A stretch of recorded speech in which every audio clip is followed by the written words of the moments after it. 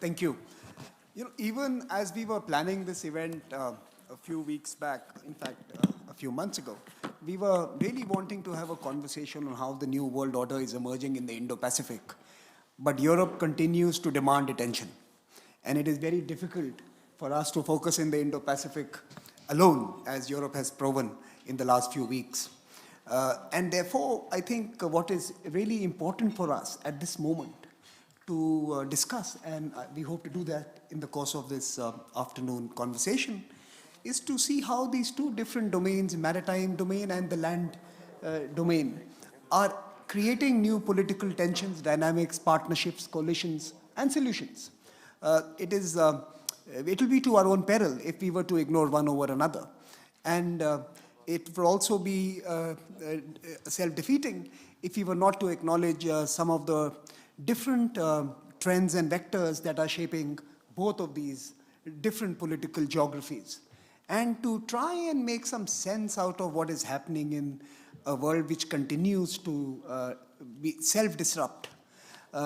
We have a very fine panel, and I'm not going to take too much more time, and I'm going to move into a conversation. And let me start with Senator Coons. The US has a unique position in the world. It has both a maritime power and a land power. It has served the security and stability interests in Europe. It has protected the Western Pacific. It understands the language of the sea, and it has the tools of land.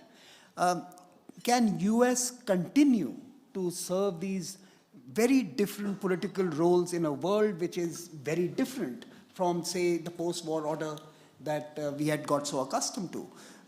Is the US back, and is US ready to take that role? And I think that would be possibly a good point to start this conversation. Senator, over to you. Well, thank you very much. Thank you to the Foreign Ministry. Thank you to the panel and to all of you, and for a chance to briefly open on that question. As you phrased it, the United States has been blessed by geography, has had an opportunity to be both a maritime power and a land power, a continental power, like India, a continental, a complex democracy that is multi-faith, multilingual, multi-ethnic, and yet has somehow managed to survive for now as a democracy on the North American continent. Like the EU, like India, we now face the challenge of a completely transformed environment. It's not just land, it's not just sea, it is also digital. Mm-hmm. It is also space that are critical frontiers for our engagement in this century.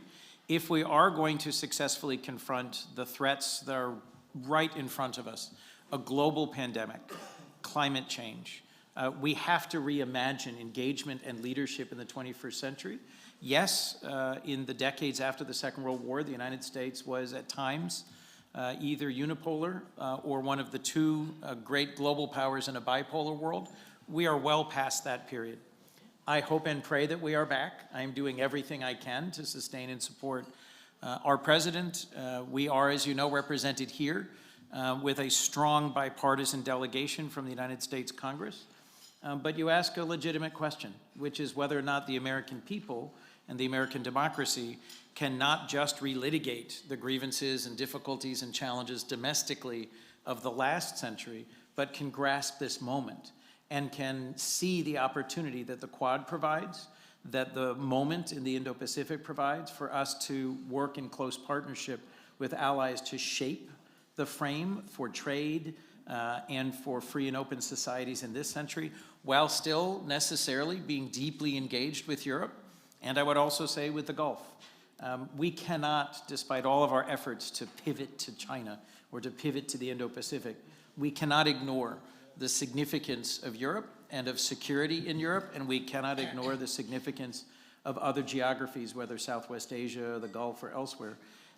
So the question is, can we walk and chew gum at the same time, to use an American colloquialism? And at the end of the day, if we understand our project as not being American global leadership, but as being American partnership, shaping this century with those who share our core values, whether India or European, then we have a prospect, then we have a chance. If we conceive of ourselves narrowly as America first, we will end up being America alone. If we conceive of ourselves as partners with the other great open societies of the world, I think we have a chance, and I think we will all succeed. Senator Coons, there is some concern that you mentioned digital, and I think that's an important domain. So there's some concern that is the American state as a whole, including its corporate sector, which, by the way, was one of the very important actors in the previous century for shaping the world as we know it today. Do they sense the similar tensions that, say, you do in the Congress? It's funny you should mention that. I've, within the last week, met with CEOs of a number of global companies.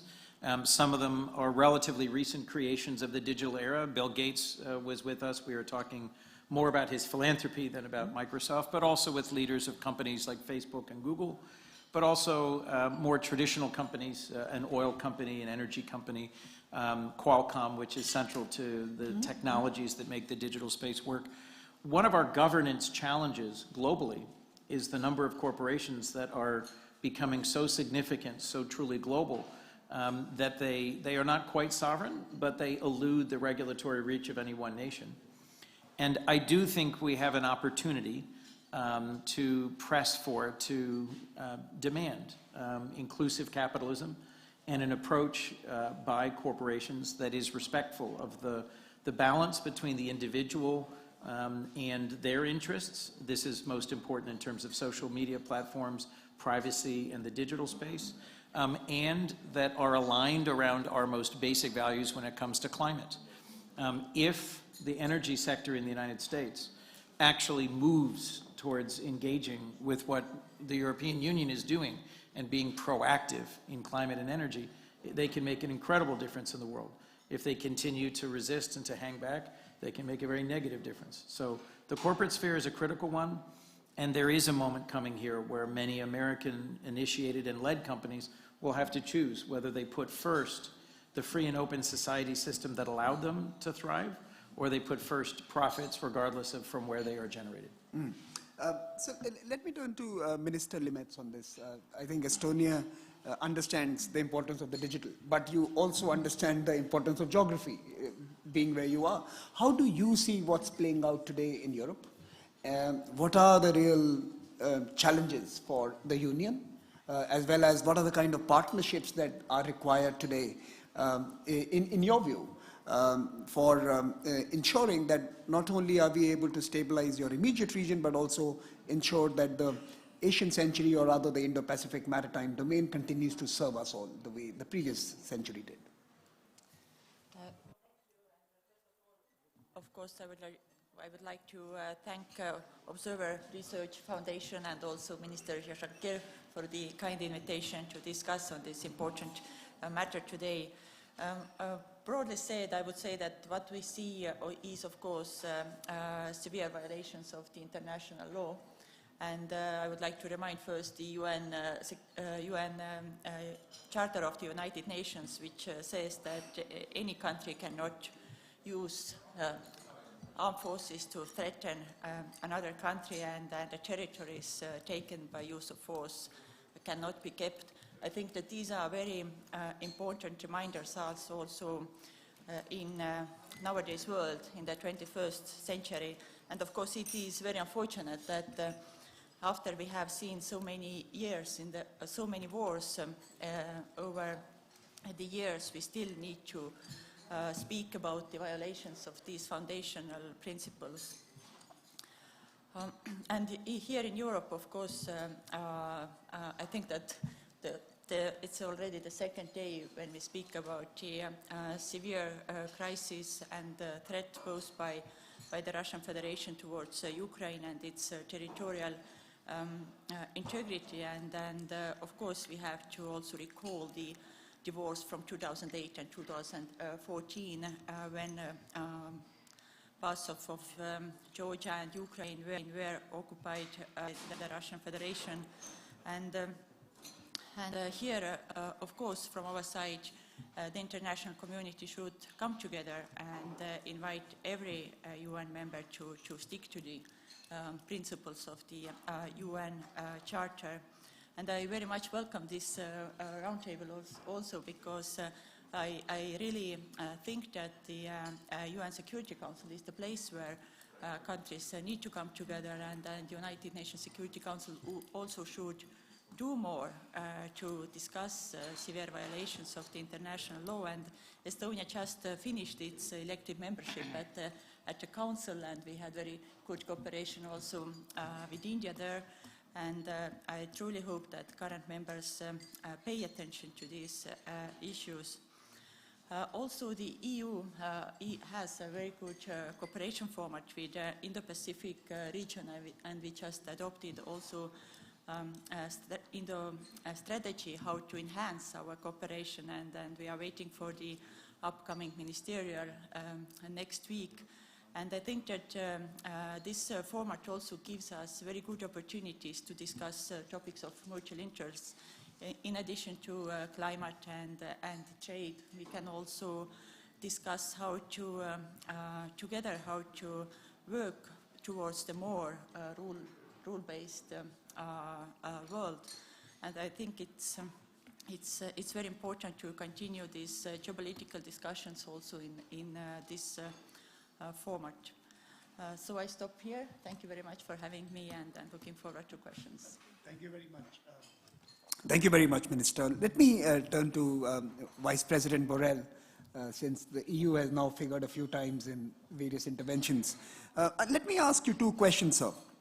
Are conflicting demands of what you need to build together to manage the Indo-Pacific and what you need to put together to manage Europe diminishing the chances of doing well in either of the two? Is there a contradiction between earth and water? Look, it requires a long lecture to answer this question. But since I don't have the time to give a long lecture, let me put things in perspective. When we talk about the emergence of the Indo-Pacific and the effect on the world order, what the European Union believes that is this emergency is nothing new. It has been, Indo-Pacific has been in the history for centuries. Indo-Pacific combines melting pots of cultures, millennials, and it was at the center of the world several centuries ago. Remember, I am an engineer by training and I love figures.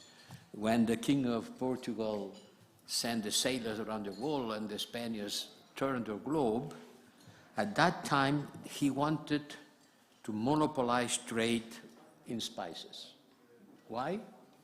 Because at that time, a worker in Europe had to work 4 days to buy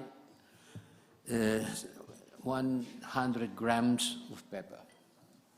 And he had to work 8 days to buy 100 grams of saffron. Imagine today the big difference.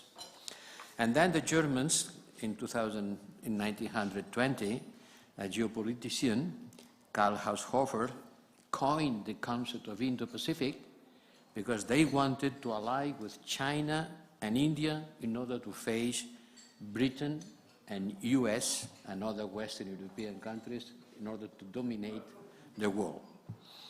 And today, remember, in March 21, when a container ship obstructed the Suez Canal, almost 400 ships were waiting in both ends, 400 ships. And the cost of this accident has been estimated in $10 billion. $10 billion lost because that ship obstructed a channel. And each hour of the blockage cost 400 million. Well, it means that this is quite important. 40% of the European trade goes through the South China Sea. So it's nothing new. And today, if you want to buy a car in Europe, you have to wait 12 months for delivery. Why? because there is no chips. We live on the so-called instant economy. Instant, and you can buy your grocery and in 10 minutes someone is coming and bringing you what you have bought. But if you want to buy a car, in Europe, you have to wait 1 year. That's amazing, no? It shows how important is what's happening in the Indo-Pacific, how important is to keep free the roads of navigation in this area. And that's why we built this Indo-Pacific strategy, because we are strongly convinced that the history of mankind will be written in the Indo-Pacific area in this century. We were present in this part of the world many years ago, and we want to be back there because we know that our future depends a lot of our partnership with the Indo-Pacific states, not only with China, but with all of them. And we want to do that on the same way that we have been building the European Union, renouncing to war and building together. Enemies of the past has become the best neighbors of the present, and we believe that it is also possible to do in the Indo-Pacific, avoiding confrontation and joining forces in order to face the new challenges of this era, and engaging with the Indo-Pacific region as much as our bravest sailors did 500 years ago. Let me ask you a more EU-focused question. Is the EU united in some of its political afflictions vis-a-vis China, since you mentioned China, or even Russia? Is EU increasingly becoming a more cohesive unit, or are you seeing, as countries rise, the texture of EU politics changing as well? It's changing, certainly it's changing. More and more, the European Union is building a foreign policy that goes further of the classical scenarios of our foreign policy. The classical scenarios of our foreign policy were Africa, Mediterranean, and the eastern border, because the threats were coming, and now they are still coming from there. But for us, broadening our approach and including the Indo-Pacific is an existential issue. And the fact that here there is a country from the north of Europe, quite far away from the Indo-Pacific, shows that all of us are concentrating our efforts and our approach to China. And not only China, because Indo-Pacific is not just China. People believe that the Pacific is China. The Pacific is mainly India, Indonesia. More than half of the humankind is living in this area.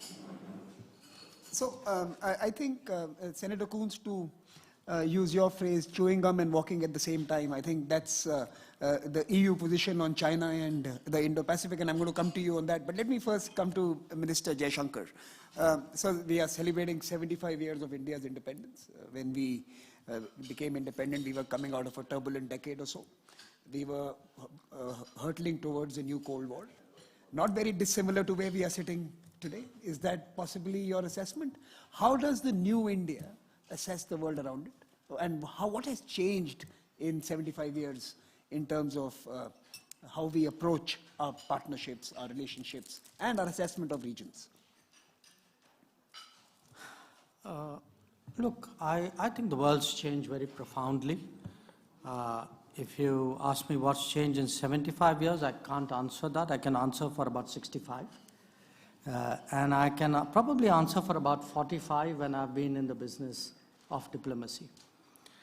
Now, your question, are we looking new Cold War? Are we looking at something similar? I think it's very different. It's very different because we are today in a far more globalized world, and that means a far more interdependent world and also an interpenetrative world, which is you have, you can say others, even competitors in your national space, in your economy, in your society. You do business with people with whom you can have a major conflict of interest. So to my mind, it's a far more paradoxical world. It's not so clean and neat as it used to be in the 70s and 80s. and it calls for a very different kind of approach. So when I see analogies used to the past, I think they're very misplaced. They dumb down the actual real challenge. And a lot of the challenges are not just challenges of, nation A versus nation B or block A versus block B. I think they're very complex issues of transparency and trust, issues of whether supply chain should be reliable, are they resilient, issues whether actually globalization had become over-centralized. I think one of the big takeaways from the COVID experience is maybe we need to do more to de-risk the world and create multiple sources of production so that in case things go wrong, can go wrong due to a pandemic, but can go wrong due to policy choices made by leadership of a country. So I do think it's a very, very different world, and we need to approach it in much more complex terms than we did before.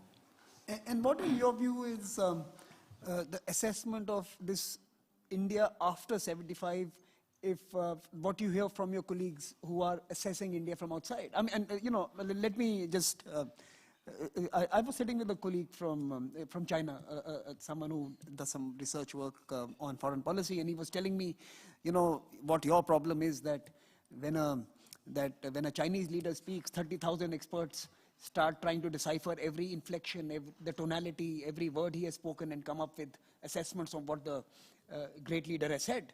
But when your PM speaks, he speaks English, and they think he means English, and they mistake it. So what, in your view, is the assessment of India from outside as in the last 75 years? What has changed there? First of all, my PM speaks less English. He speaks more often in Hindi.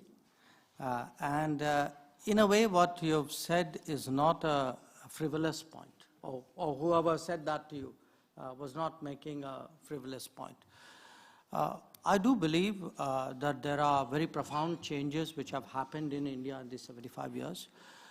It's very hard to describe it, like Joseph said, it will require a lecture too.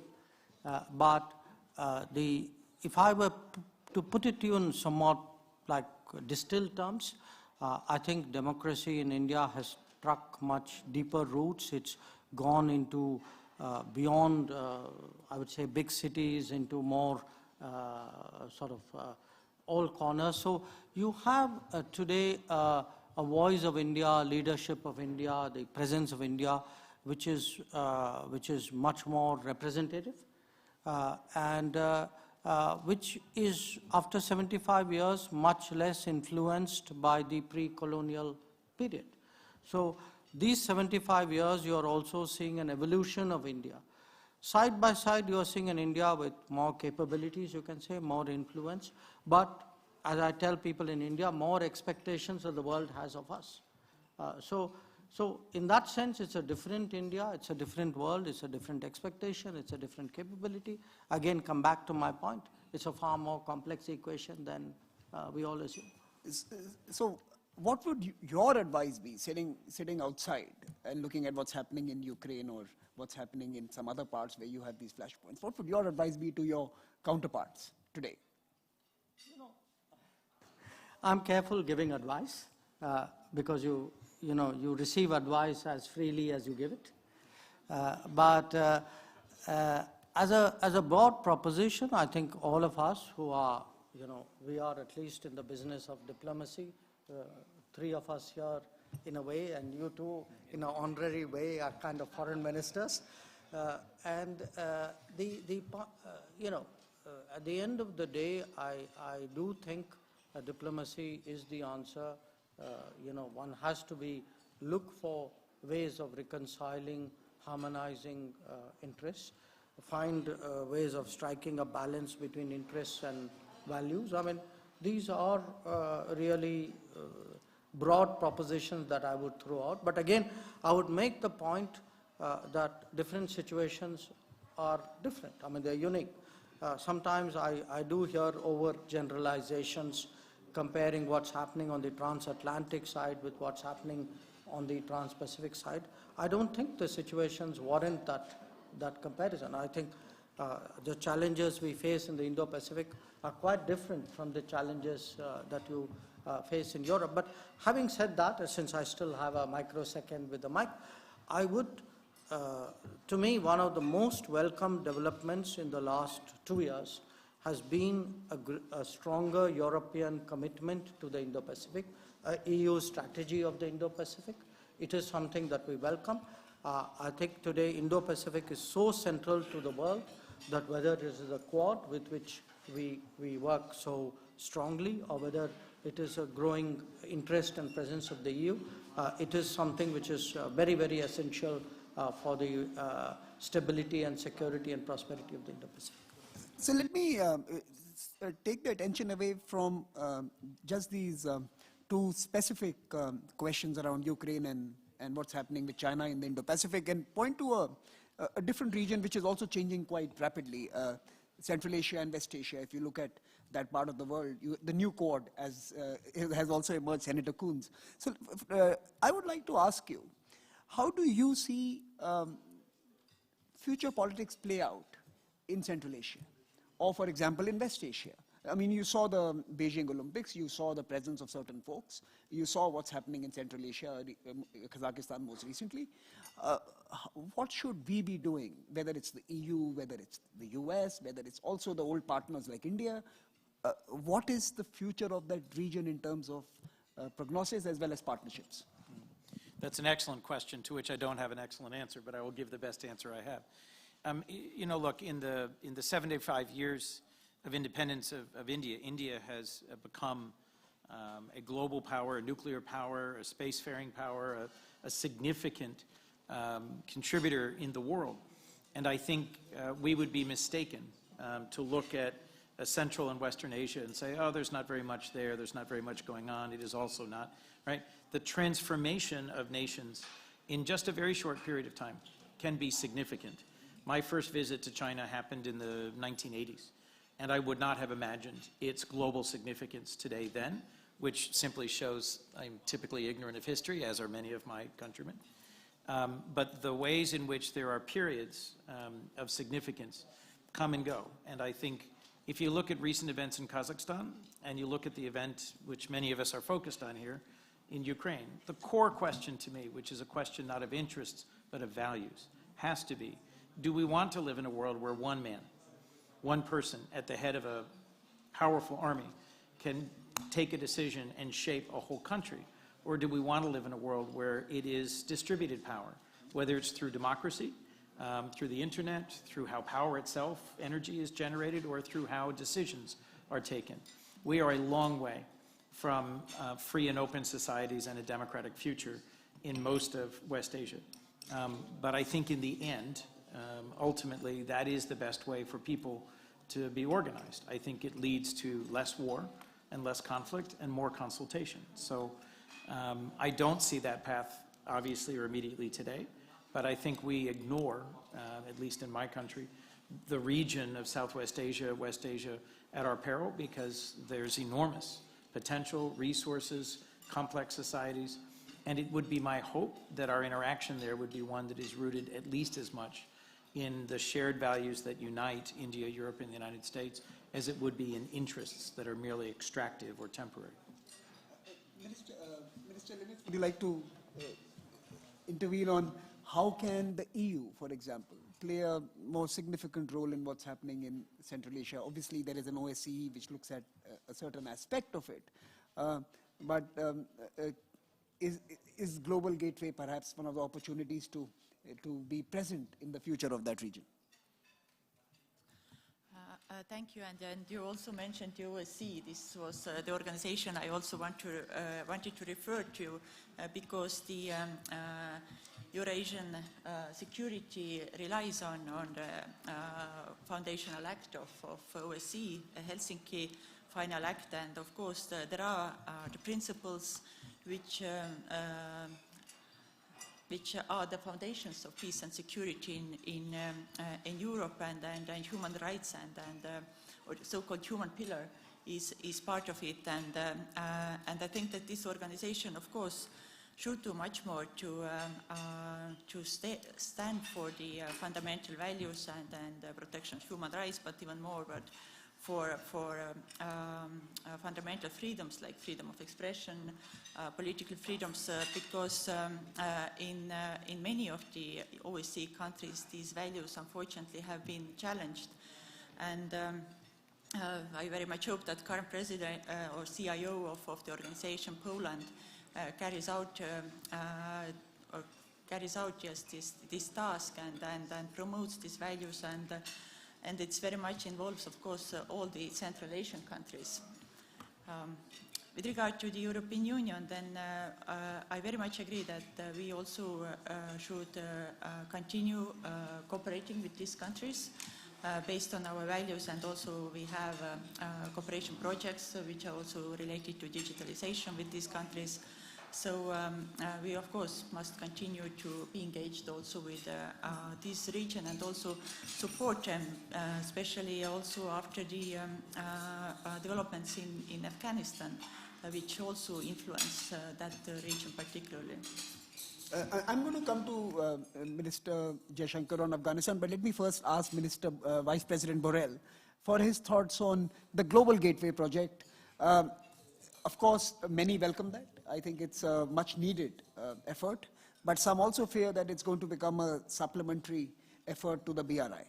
Are we going to see Global Gateway carve its own agenda, or are we going to see the Global Gateway project trail the BRI in terms of its investments? No, I don't understand. The Global Gate, what's happening with Global Gate? No, is Global Gateway going to have a unique identity, or is it going to become the B team for the Belt and Road Initiative of the Chinese? I'm putting it directly. Now, Global Gate has not been invented to counter the Chinese effort, no? It looks like, no, and people say, oh, the Europeans have invented their Silk Road initiative. Frankly, not. We believe that we behave in a completely different way of how the Chinese do. We are not going to over-in-depth people like the Chinese has done in Africa. At this stage in the summit, we realize the big problem of countries in Africa having a strong burden of more than 100% of their GNP due to the fact that they went into projects suggested by the Silk Road. We don't want to make people have an overdebt. We don't want to have a desk from the ideological or geopolitical approach. We just believe that there is an important part of humankind that suffers from isolation. Isolation, not just physical isolation, but today, digital isolation. That way is not just about building roads and trains, yes, also. But the most important way of creating connectivity among people is through digital. And we, Europeans, we believe that we are a small part of the world, 5% of the world population and a small surface, and we desperately need to get in touch with the rest of the world, especially with the emerging world. And the emerging world is in Africa and in Southeast Asia. So that way is a way of projecting ourselves to the rest of the world and presenting alternatives where our technology, our financial capabilities, and our own needs of reaching out with the rest of the people. No? We were the first one, once upon a time, of creating connectivity with the rest of the world, and now we believe that we were a little bit putting in the corner, and we want to get out of the corner and be again one of the drivers of a united humankind towards a common future. But nothing against China. So I'm going to open it up to all of you for questions. If anyone wants to post something to this fantastic panel, do let us know, and my colleagues will ensure the mic reaches you. But Minister Jaishankar, let me complete my question to you.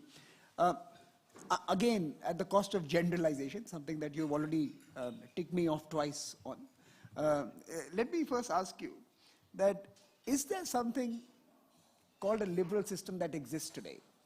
What does it really mean for us? For example, the liberal system could not agree on Afghanistan and what to do there. It does not agree on Myanmar and what to do there. It clearly does not agree on China and how to approach China.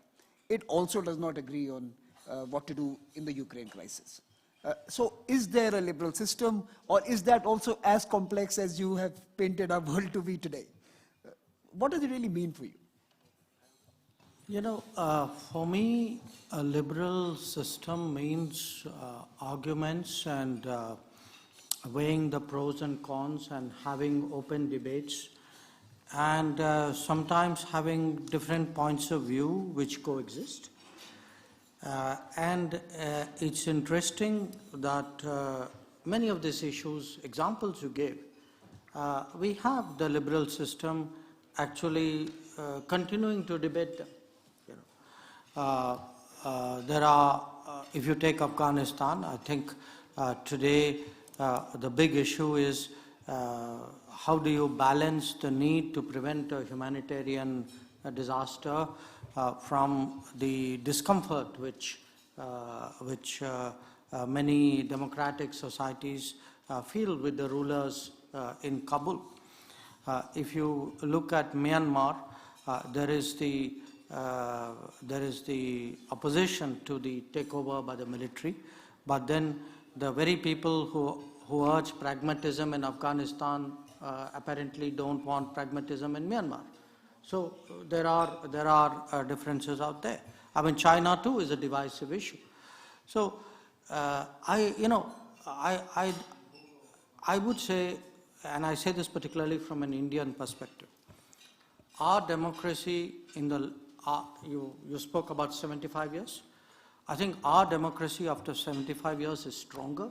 It is deeper. More people vote. More people believe in the democratic system.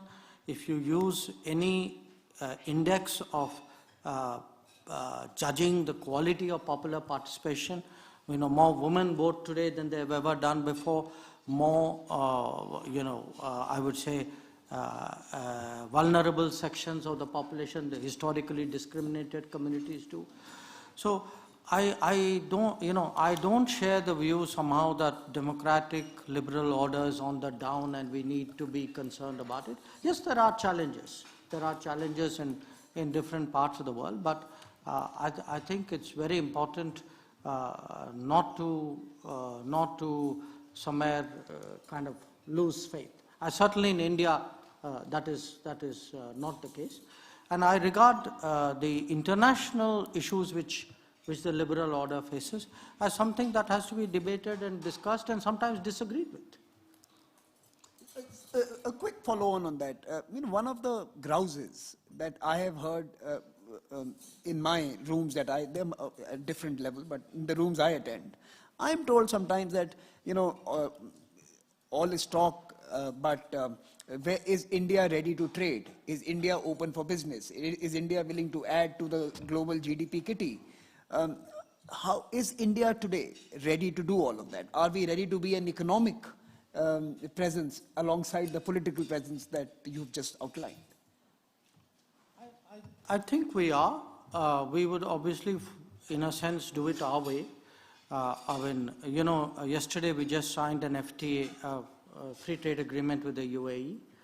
We would like, and Vice President Borrell knows that, we would like to move with the EU on the bilateral trade and investment agreement.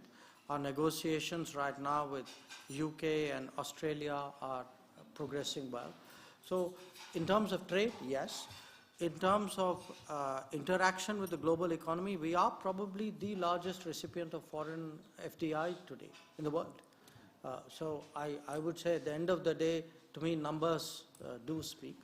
In terms of global responsibility, I think we showed during the COVID, our willingness to supply medicines and vaccines across the world. Humanitarian situations, if we look today from Mozambique till probably about the Philippines, we have a reputation as a first responder. So I do think we are walking the talk. Okay. There's a question from the audience here. Tanubi, can we get the mic here? Thank you. Yeah, thank you very much indeed. My name is Roderich Kiesewetter from the German Parliament. And first of all, I would like to express my gratitude to your organization, to the ORF, also for the close cooperation with the Konrad Adenauer Foundation and the increased number of meetings. But my question goes to the Foreign Minister of India regarding two aspects of our contemporary life. We Europeans are focused on our current challenges with regard to Ukraine, with regard to Libya, Turkey, Syria, a simultaneity of crises Mr. Borrell has mentioned, but we are also focused on international organizations. And we try to be, and we have heard it today also from some ministers and from Secretary Kerry, that we need a huge amount of resources to cope with climate change.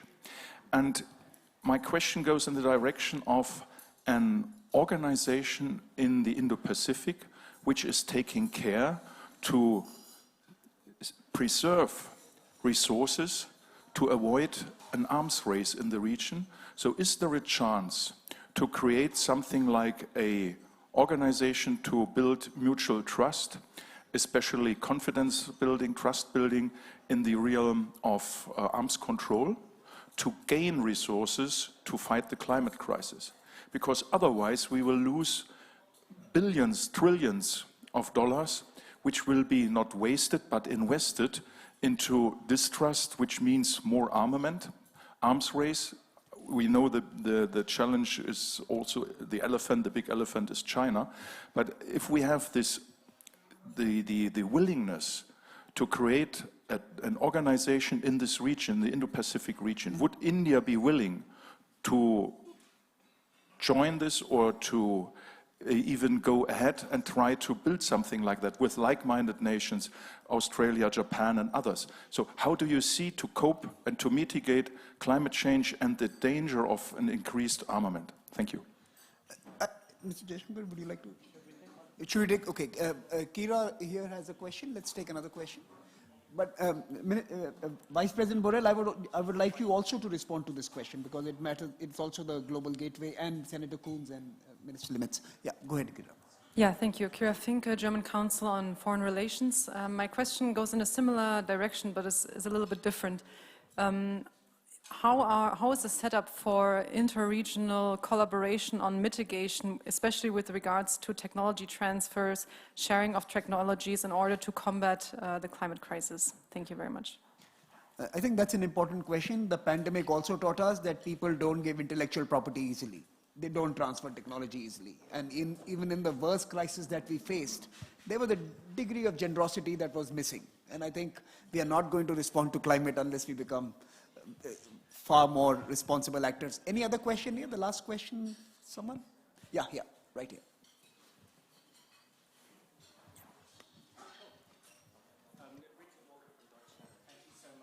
You'll turn on the mic, Richard. Not working? Okay, let's take that one in. Richard Walker from Deutsche Welle. Thank you so much also for holding this event. And I certainly signed up to the idea of walking and chewing gum at the same time. It's so important that we don't only focus on Ukraine at this event. I would just like to pick up on some comments that I found very interesting from Wang Yi, just speaking earlier to Wolfgang Ischinger, and just see if the panel have some responses to these comments. He spoke about the US without referring to it by name, saying that a certain big power is reviving the Cold War mentality and stoking confrontation between blocs, that it willfully wields unilateral sanctions and undermines international rule of law, and that it glorifies hegemony and bullying. Just any thoughts on those words from Wang Yi from earlier? Thank you. That we can go down the table for that particular response to that. But the other two questions, Mr. Jaishankar, would you like to start? Well, for the first question, you know, the landscape in Europe is very different from what it is in Asia. In Europe, by and large, after the Second World War, you know, national boundaries were defined, recognized, accepted. You had the OSCE process. In a strange way, the Cold War itself was a disciplining exercise. So you could get to arrangements in Europe. I don't think those That's the landscape in Asia. Asia still has a large number of territorial disputes.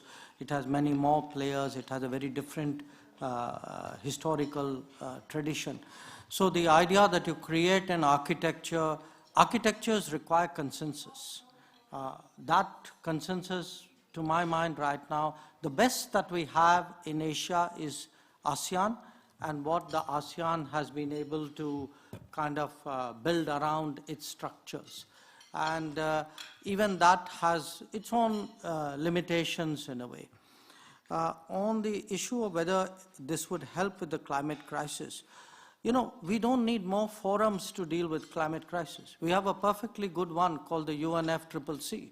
We have a COP conference with great regularity every year. If we are sincere and if we deliver at the forums which are meant for that purpose, we wouldn't need to go around talking about other forums. Our problem, as we saw in COP26, was that everybody says, you know, climate change is existential, which it is. And then if it is existential, where are the resources to match that existential threat? You know, suddenly the conversation goes a very different direction when you start talking resources or when we actually look at transfers of technology. So the problem, very honestly, is that the developed countries are completely unwilling to walk the talk on climate change. I mean, we see very prescriptive, I mean, somebody outgrows coal, so they want everybody else to give up coal tomorrow morning at 8 o'clock. Now, that's not the way the world's going to work. So I think there's got to be some kind of global approach, understanding, after all, what is the key principle on climate action? Common but differentiated responsibilities. That the world is at different levels and you have to cater to those different levels. So we do very much hope that climate action would be taken much more seriously than it has been in the past. I can tell you where India is concerned, we put our commitments very clearly, very boldly on the table at Glasgow. We have laid out our targets for 2030, and we are very determined to achieve those targets by 2030, if not earlier. Vice President Borrell. I can agree that maybe we don't pay enough attention to the differentiated responsibility. We are doing a lot of efforts in Europe in order to decrease our footprint on emissions, and we know that it's going to be difficult for us to adapt, especially when the bill will have to be paid by the households. But we maybe are not enough aware of that this effort will be much bigger in countries like India. Much, much bigger. And maybe we are not aware that we are aware. Theoretically, we are. But when the moment comes to open the strings of the purse, climate change is going to be the biggest driver of geopolitical change. It's the biggest geopolitical issue.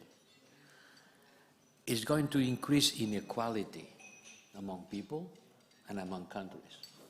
It's going to create a big shift on the wealth of the nations. This transformation, this strong transformation will not happen without being into some trouble. And without being into some trouble.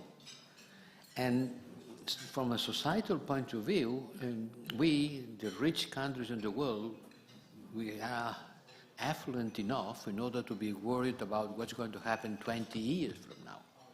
But many people are very much worried about what's going to happen on the next 20 days. It's a matter of subsistence in the immediate reality of their lives.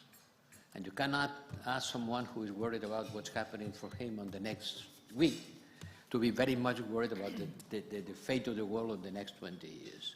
And this very different approach, which has strong economic roots, has to be dealt with maybe a stronger commitment from our side. Because even if tomorrow the Europeans cancel all our emissions, by miracle tomorrow, we are 8% of the world emissions. The problem would still be the same. And 600 million people in Africa, I knew this figure yesterday in Brussels, 600 million people have never seen an electric lamp. So the amount of energy that we have to produce has to be much, much bigger. So increased energy production. At the same time that decarbonification, how there is a big justice issue on that. And you, Minister, you're right, that the issue of social and geopolitical, social justice and geopolitical balance will be at the core of the next meeting of the body that we have. We don't need another one. Let's make work. Minister Liimets? Thank you very much. And I would start by saying that we cannot speak about one or another, like about climate or security. I think the both of these topics, they serve the same goal, which is to have a peace and secure world for our next generations. And I believe that the majority of the countries are able to discuss both of these topics. And I would say that the security concerns that we have in Europe, unfortunately, are really immediate topics that we have to cover. With regard to climate, then I would say that the European countries were very ambitious at the COP26 summit, and the agenda Fit for 55 is also ambitious, and I hope that we will deliver what we have committed to. At the last Tallinn Digital Summit last year, we adopted the concept of trusted connectivity, and it means that all the investments into the infrastructure, either to physical infrastructure or digital infrastructure, should be based on transparency and other democratic values. And currently we are putting this principle also into the policies within the OECD and also in the European Union, and I think that this is one of the ways how we could have better investments and also guarantee that investments into the infrastructure are not politically motivated. Thank you, Minister. Final word, Senator Coons. Well, thank you. First, I think just a comment. I have a daughter who is a student in college. And she's doing a lot of talking with me about anti-racism and decolonization. The Second World War and the wave of decolonization that led to a restructuring of the world was a foundational event. But many of us, as we look back at history and as we look forward together, need to confront the challenges of decolonization within our own countries and our own approaches to the rest of the world. One of the challenges we face is first recognizing that good answers, innovations, solutions, ideas can come from anywhere. Estonia is this remarkable, creative, generative, tiny country, the size of my home state, which, because it has withstood Russian aggression and disinformation, has transformed itself into this digital economy, which when I first visited, the way in which you deliver services and engage your citizens in democracy is remarkable, is a world model. Innovation can come not just from new societies like the United States, but from deep and ancient societies like India, which have a different view of sustainability, of harmony, of the balance. And the United States certainly must confront the reality that at COP26, we made great and bold pledges. And if we're going to meet them, we have to transform some of our generosity. The United States is the world's largest humanitarian donor in terms of funding food relief and vaccine distribution. But, and I know my friend would quickly correct me, we have not shown the same generosity in the transfer of technology and intellectual property. And we must find a way that we can work together to, if we're going to address climate change in a way that is not just addressing historic and accumulated emissions, but that really begins the transformation of the global economy, we have to find a way that we can distribute solutions, innovation, and energy around the world, and that recognizes that the answers are already available. Just as there's enough food to feed the entire world right now, It is the distribution of that food that challenges us. There is enough clean energy for the whole world. It is the distribution of that energy that challenges us. Last, and I cannot leave the stage without responding to that quote. So someone said on some panel that there is a nation that they didn't name that is a bully, that is using power in order to manipulate others and that has a Cold War mindset. I reject utterly the idea that in this current moment and in this current context, that country is the United States. It seems to me clearly that country right now today is Russia. But that country should be neither the United States nor Russia going forward. And if we are to have humility about our own history, we need to recognize that what is best about our history is an openness and an optimism to change. And what could be most challenging about this moment in terms of the West and the United States and Europe and NATO is that we need to stand together against any one nation using force to rewrite the lines of the last 50 years. So Thank you. optimism, openness, dialogue, and democracy. Peace on earth and water. I think that's food for thought for all of us. Please join me in applauding the panelists for their interventions. And thank you very much again. Would you like to say a few words, CJ? Mohit? For hosting it, Mohit? Well, I would like to thank, on behalf of the Ministry of External Affairs and on my own behalf, all the dignitaries for this great discussion over 1 hour. It was quite a learning experience for me. And I thank all the guests, the ORF, the team India, in Germany, and the distinguished guests for coming here. Thank you very much.